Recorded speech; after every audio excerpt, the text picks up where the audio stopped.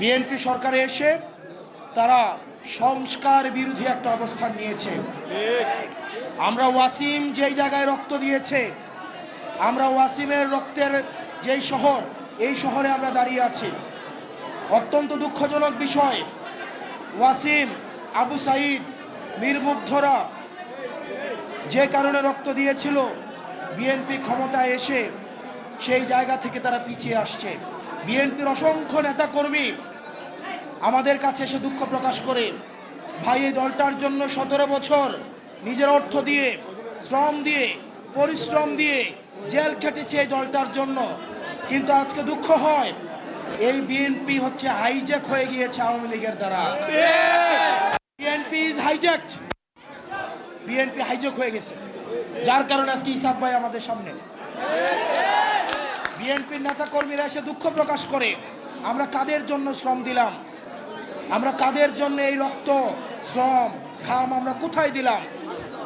তাদের লক্ষ লক্ষ নেতা কর্মী জেল জুলুম খেটেছে, তারা মামলার জর্জরিত ছিল।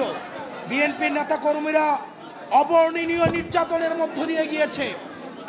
অত্যন্ত পরিতাপের বিষয়, বিএনপি তাদের নেতা কর্মীরা যেই স্বপ্নে, যেই বাংলাদেশের স্বপ্নে তারা এই জেল জুলুম খেটেছে, বিএনপি এই স্বপ্ন থেকে অনেক দূরে চলে গিয়েছে।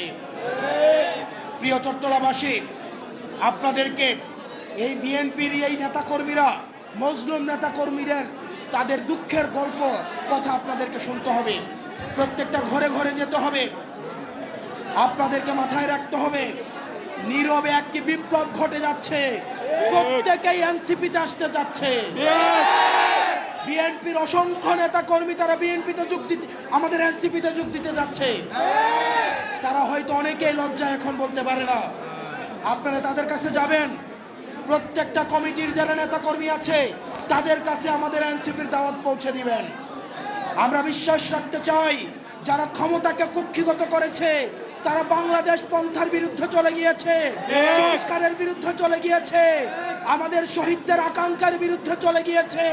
কিন্তু বিএনপির লক্ষ লক্ষ নেতা কর্মী এখনো পর্যন্ত আমাদের স্পিরিটের সাথে আছে।